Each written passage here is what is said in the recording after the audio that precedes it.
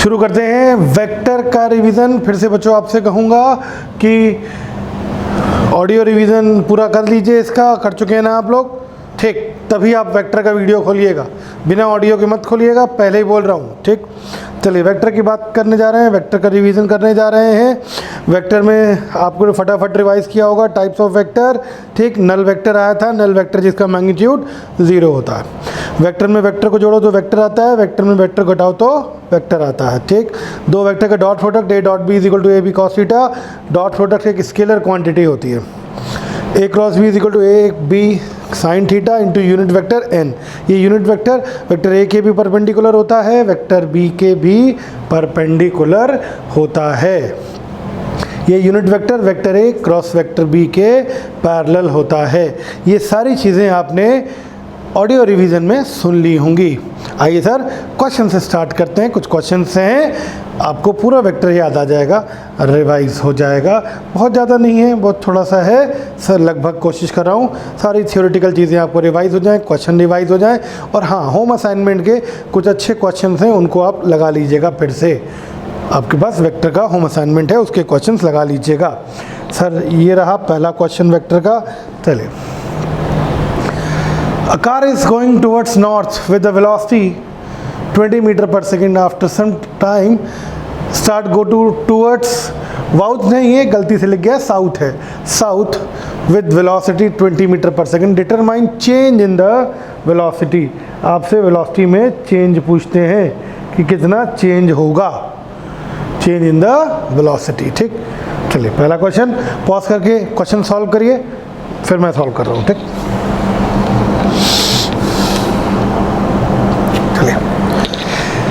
एक car sir east west north south, पहले जा रही है नॉर्थ की तरफ, फिर अपनी वेलोसिटी को बदल लेती है, फिर साउथ की तरफ आने लगती है, ठीक? सर नॉर्थ की तरफ जा रही है तो v1 अगर मैं कह दूं 20 मीटर पर सेकंड से जा रही है, और ऊपर की तरफ है इसलिए प्लस का j लिख दिया मैंने। और v2 v फाइनल मैं कह दूं नीचे की तरफ आ रही है तो माइनस j कह सकता हूँ ना, -20j। तो डायरेक्ट आपको कई कॉन्सेप्ट यहाँ रिवाइज हो जाएंगे। चेंज इन वेक्टर निकालना होता है, चेंज इन वेक्टर, तो vector final minus vector initial.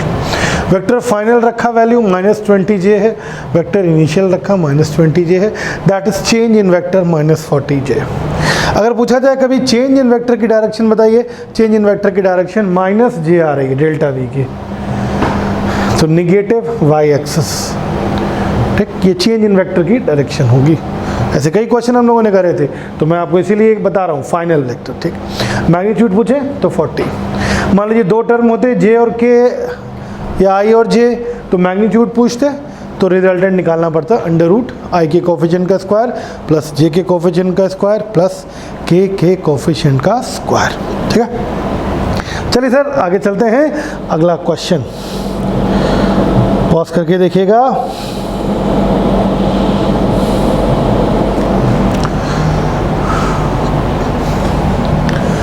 Prove that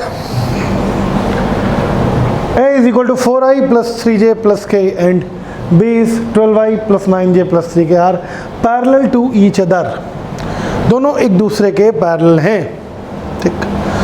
sir parallel to each other यानी कि एंगल निकालना है। कॉन्सेप्ट रिवाइज पूरा, दो वेक्टर के बीच का अगर एंगल निकालना होता है तो डॉट प्रोडक्ट मेथड का यूज़ करते हैं। a dot B is equal to A B cos theta. फिर कह रहा हूँ ऑडियो रिवीजन पूरा करके सुनिएगा, तभी मज़ा आएगा, वरना आपको बेकार हो जाएगा सब कुछ। A B cos theta, then cos theta is equal to vector a dot vector b upon a into b होगा। चलिए सॉल्व करते हैं इस क्वेश्चन को, आप अपने आप करिए पॉज करके। ये रहा सर वेक्टर है 4i plus 3j plus k, vector b 12i plus 9j plus 3k। Sir cos theta is equal to a dot B upon a into b होता है। क्या a डॉट बी निकाल लेंगे, revise कर लो। a dot b i के coefficient का i के कोफिशिएंट से मल्टीप्लाई, j के कोफिशिएंट का j के कोफिशिएंट से मल्टीप्लाई, k के कोफिशिएंट का k के कोफिशिएंट से मल्टीप्लाई। 48 27 3 78 ये ए का मैग्नीट्यूड है, magnitude revise under root i के कोफिशिएंट का स्क्वायर प्लस जे के कोफिशिएंट का स्क्वायर प्लस के कोफिशिएंट का स्क्वायर रूट 26। बी का magnitude this one root 234। Cos theta में सारी वैल्यू पुट कर दी मैंने। A 78 root 26 root 224 6084 78 upon 78 1। Cos theta 1 it means theta is 0। इसका मतलब दोनों वेक्टर ए और बी आपस में पैरेलल हो गए। ए और बी आपस में कैसे हो गए सर? पैरेलल वेक्टर हो गए। ठीक है, चलिए नेक्स्ट क्वेश्चन, पॉज करके समझ लीजिएगा।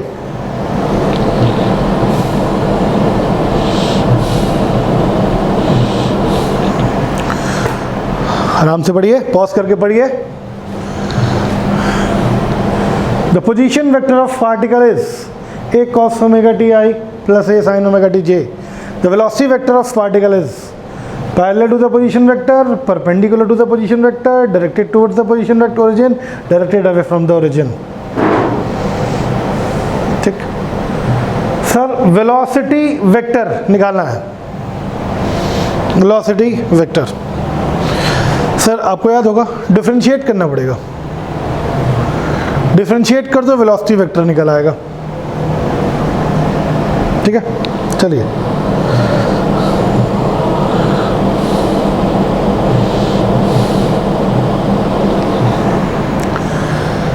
ए cos omega T I, A sin omega T J. A cos omega T का ओमेगा बाहर minus A omega sin omega T I, A omega cos omega T J. ठीक, हमें निकालना है ये पोजीशन वेक्टर और वेलोसिटी वेक्टर के बीच का एंगल, ये कैसे हैं आपस में sir? Angle between them R and V. cos theta is equal to R dot V upon are into v. R dot v करेंगे, आई के कोफिशिएंट का आई के कोफिशिएंट से मल्टीप्लाई करेंगे, जे के कोफिशिएंट का जे के कोफिशिएंट से मल्टीप्लाई करेंगे, this one minus A omega square cos omega T sin omega T, ये A square omega cos omega T sin omega T, दोनों आपस में कैंसिल हो गए, ज़ीरो हो गए। तो r and v are perpendicular, क्योंकि इनका डॉट प्रोडक्ट कैसा आ रहा है?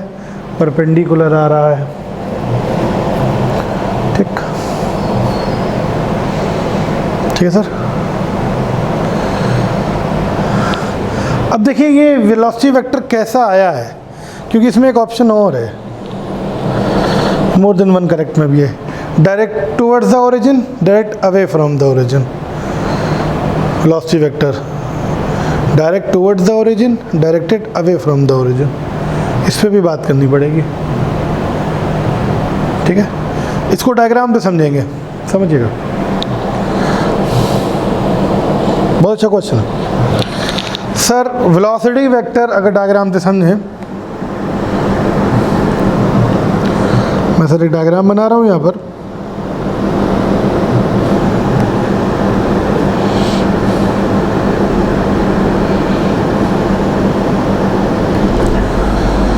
X axis, y axis. Velocity vector का जो आया है वो एक्स एक्सिस में, आप देखिए माइनस आई में है ना, और इसमें कितना है? प्लस जे। यानी कि जो रिजल्टेंट आएगा वो कुछ इस तरीके से आएगा, माइनस आई प्लस जे।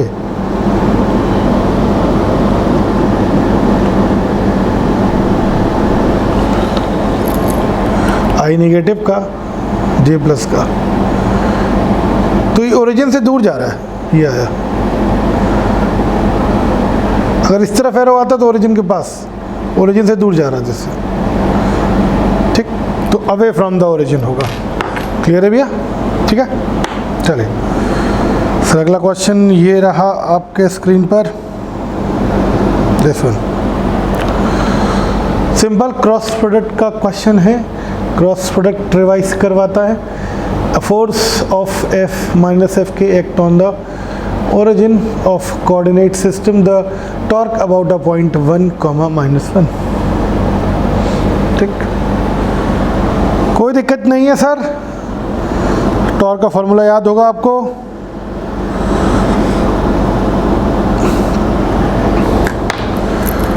एफ माइनस एफ के दिया है, आर आई माइनस जे है, torque is equal to r cross f. याद आया सर? आपको इसी में लगे या तो रिवाइज करवा दूँ। सर्कल, क्लॉकवाइज सर्कल याद है? I cross J is equal to K, J cross K is equal to I, K cross I is equal to J. Simple है, आई आर की जगह I minus J is equal to minus F K आएगा, इसमें भी cross product होगा और जे का भी इसमें क्रॉस प्रोडक्ट होगा। तो जब आई क्या करेंगे तो आएगा माइनस एफ तो बाहर लिखा रहेगा, आई क्रॉस के, और ये माइनस और ये माइनस प्लस हो जाएगा, जे क्रॉस के, ये माइनस और ये माइनस प्लस, और जे क्रॉस के। आई क्रॉस के क्या होगा? आई क्रॉस के उल्टा जाना पड़ेगा ना, तो माइनस जे, और जे क्रॉस के क्या होगा? जे क्रॉस के, जे क्रॉस के आई होगा, तो ये आई, तो माइनस माइनस प्लस हो गया, या एफ माइनस एफ कॉमन ले लो तो माइनस जे प्लस आई, या फिर माइनस एफ आई माइनस जे। पहला ऑप्शन सही है। क्लियर है सर? ठीक है।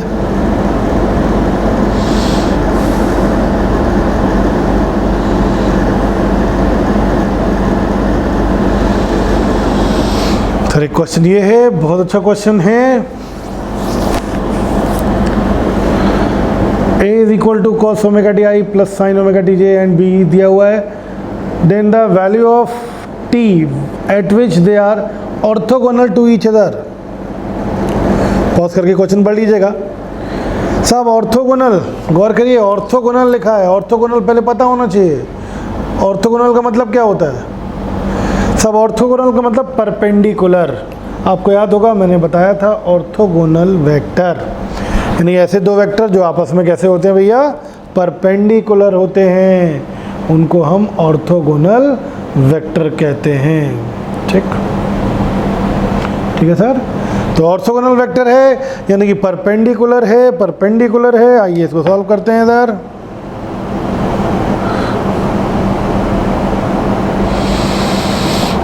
ए दिया है, बी दिया है, ए रहा, बी रहा।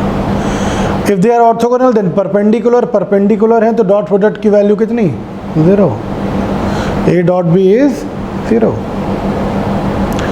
तो A dot B is equal to, जब आई के कोफिशिएंट का आई से मल्टीप्लाई करेंगे तो cos omega T into cos omega T by 2, इधर sign omega T into sine omega T by 2। और अगर आपको याद हो थोड़ा सा ट्रिग्नोमेट्री, इसको 0 पुट करेंगे, यस, क्योंकि परपेंडिकुलर है ना। अगर आपको याद हो ट्रिग्नोमेट्री तो एक फार्मूला आपने पढ़ा होगा, cos A minus B, cos A minus B is equal to cos A cos B plus sine A sine B. बोलो भाई, गौर करना, यहाँ प्लस का साइन होता है बीच में तो यहाँ माइनस आता है। तो ये कॉस ओमेगा टी यहाँ प्लस है ना, तो बीच में माइनस आएगा। तो ये फार्मूला किसका हो गया? कॉस ए माइनस बी का हो गया, that is cos omega T minus omega T by 2। बोलो भैया। बाबू इसको 0 किया, 0 यानी कॉस पाई बाई 2 होता है। बहुत इंपॉर्टेंट क्वेश्चन है ये, इस बार आ सकता है। तो omega T minus omega T by 2 ये घटेगा is equal to pi by 2। ये ओमेगा टी में से ओमेगा टी बाई 2 हम सब्ट्रैक्ट करेंगे तो ओमेगा टी बाई 2 आएगा। 2 से 2 कैंसिल करेंगे, ओमेगा नीचे ले जाएंगे, तो T is equal to pi upon omega, T is equal to pi upon omega. Clear है सर? तो इस टाइम पर दोनों वेक्टर आपस में ऑर्थोगोनल होंगे। ठीक है, ठीक है। चलिए इधर कुछ पॉइंट्स और हैं, उन पर भी बात कर ली जाए। आपको याद होगा दो vector A plus B, vector A plus B और वेक्टर ए क्रॉस वेक्टर बी के बीच में एंगल याद है? याद दिलाता हूँ, ए प्लस बी इसी प्लेन में होगा और A cross B Z axis में होगा, परपेंडिकुलर होगा। तो एंगल कितना होता है इन दोनों के बीच में? 90 डिग्री। तो ए क्रॉस बी ए के भी परपेंडिकुलर होता है, ए क्रॉस बी ए के भी परपेंडिकुलर होता है।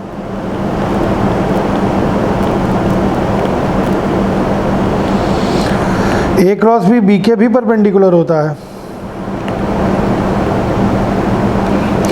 और ए क्रॉस बी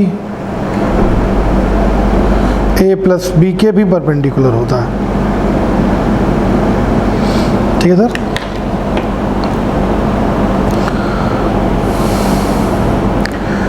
दो वेक्टर हैं ए और बी, उनके बीच का एंगल है अल्फा, आर उनका रिजल्टेंट है और आर वेक्टर ए के साथ थीटा एंगल बना रहा है, तो formula tan alpha is equal to tan theta is equal to B sine alpha upon A plus B cos alpha. या अगर ये वाला अल्फा मानो ये थीटा मानो, तो जो फार्मूला तुमने याद किया था tan अल्फा बराबर कोई भी हो, तो बस ये याद रखना कौन सा एंगल किसके साथ है।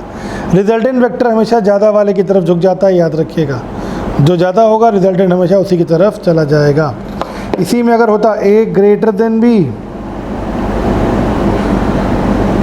ए ग्रेटर देन बी और ये थीटा होता और ये बीटा होता, तो थीटा लेस देन बीटा, क्योंकि रिजल्टेंट ए की तरफ झुक जाता। और अगर बी ज़्यादा होता है ए से, बी ज़्यादा होता है ए से, तो रिजल्टेंट इस बी की तरफ चला जाता, तो इसमें होता beta less than theta. Clear है sir? Sir projection of two vector A on B, formula A dot B upon B square into B, ये प्रोजेक्शन ऑफ वेक्टर है या कंपोनेंट ऑफ वेक्टर कह सकते हैं। हाँ याद रखिएगा, किसी भी वेक्टर का कंपोनेंट उस वेक्टर से ज़्यादा कभी नहीं होता, किसी भी वेक्टर का कंपोनेंट उस वेक्टर से ज़्यादा कभी भी नहीं होता, या तो बहुत ज़्यादा उसके बराबर होगा या फिर उससे कम होगा, बहुत ज़्यादा उसके बराबर होगा या फिर उसके कम होगा। दो वेक्टर का रिजल्टेंट, दो वेक्टर का रिजल्टेंट निकालना हो तो वेक्टर हेड टू हेड जुड़े होने चाहिए या टेल टू टेल। रिजल्टेंट की value vector under root A square plus B square plus 2ab cos theta, ठीक। Maximum A plus B, minimum A minus B. दो वेक्टर का रिजल्ट मैक्सिमम और minimum के बीच में होगा या उसके बराबर होगा। मैक्सिमम होता है जब एंगल 0 डिग्री होता है, मिनिमम होता है जब एंगल 180 डिग्री हो। और कभी कहा जाए कि vector A plus vector B is equal to vector C, vector A plus vector B is equal to vector सी,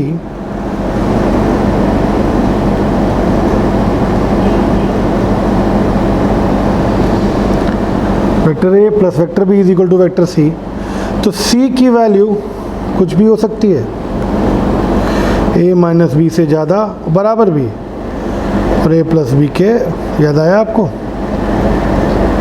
ठीक। एग्जाम्पल आपको मैं याद दिलाऊं, मैंने ए को माना था 5, बी को माना था 4,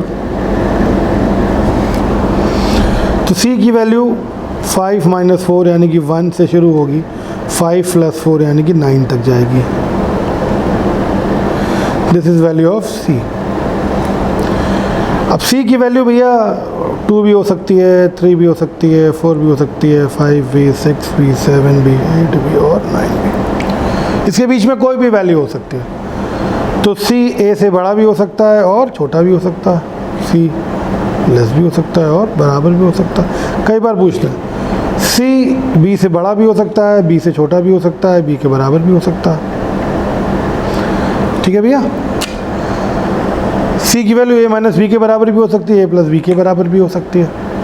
ठीक, वो डिपेंड करेगा। अगर एंगल 180 है तो ए माइनस बी के बराबर होगी, और अगर एंगल 0 डिग्री है तो ए प्लस बी के बराबर होगी। इस पर क्वेश्चन मैंने आपको कराया था, ये पॉइंट रिवाइज करा दिया मैंने आपको। ठीक है बच्चा? बाबू आपको एक क्वेश्चन कराया था मैंने, फिर से रिवाइज करा रहा हूँ। Vector A minus B is equal to vector A plus vector B. ऐसा कब होगा? याद है आपने थीटा इज इक्वल टू 90 कई लोगों ने आंसर बताया था, जबकि B is equal to 0 is right answer. याद आ गया होगा आपको? थोड़ा सा एक्सप्लेन करते रहूँ ताकि पूरा रिवाइज हो जाए आपका। मैंने कहा था जहाँ जहाँ वेक्टर हो वहाँ वहाँ रिजल्टेंट फॉर्म लिख लेते हैं, फिर उसके बाद कैलकुलेट करके एंगल फाइंड कर लेते हैं। ठीक, इसमें ऐसा क्यों नहीं आया था? क्योंकि इसमें वेक्टर फॉर्म में आंसर पूछा गया है, दोनों तरफ वेक्टर है, तो ये वेक्टर r1 ये vector r2। a plus B, theta 90 अगर हम मान भी लेते हैं तो a plus B, r1 vector ये a प्लस बी ये आएगा, और r2 vector a minus B ये आएगा। क्या r1 वेक्टर और r2 वेक्टर सेम है? नहीं, मैग्नीट्यूड में भले ही सेम है। r1 का भी मैग्नीट्यूड होगा under root A square plus B square, r1 का भी मैग्नीट्यूड होगा under root A square plus B square, r2 का भी मैग्नीट्यूड होगा under root A square plus B square, लेकिन ये वेक्टर में सेम नहीं है। वेक्टर में r1 की डायरेक्शन अलग है और r2 की डायरेक्शन अलग है, इसलिए theta is equal to 90 answer गलत हो गया था। B is equal to 0 is right answer, B 0 रख देंगे तो vector A is equal to vector है। हाँ, फिर मैंने आपको बताया था अगर इसमें मैग्नीट्यूड मॉड लगा दें, mod of vector A minus B is equal to mod of vector A plus B, तो अगर मॉड लगा देते हैं इसके सारे आंसर सही होते हैं, क्योंकि अगर सिर्फ मैग्नीट्यूड की बात करें तो R1 is equal to R2 है अगर थीटा 90 ले रहे हैं तो। B 0 A 0, तब सारे आंसर सही होंगे, theta 90 A 0 B 0। Very important question पूछा जा सकता है सर आपको एक पॉइंट और याद दिला रहा हूँ, एक वेक्टर ए है उसको थीटा डिग्री रोटेट कर देते हैं, एक वेक्टर ए है उसको थीटा डिग्री रोटेट कर देते हैं तो वेक्टर में चेंज आता है 2a sin थीटा बाई 2। अगर ये पूछा जाए that is 2a sin theta by 2। Vector A में चेंज, वेक्टर ए के में चेंज निकाल के मैग्नीट्यूड निकालना है, ये मैंने बताया था आपको। वेक्टर ए में जो चेंज निकाल लो फिर मैग्नीट्यूड निकालो, तो इसका आंसर आएगा दिस इज 2a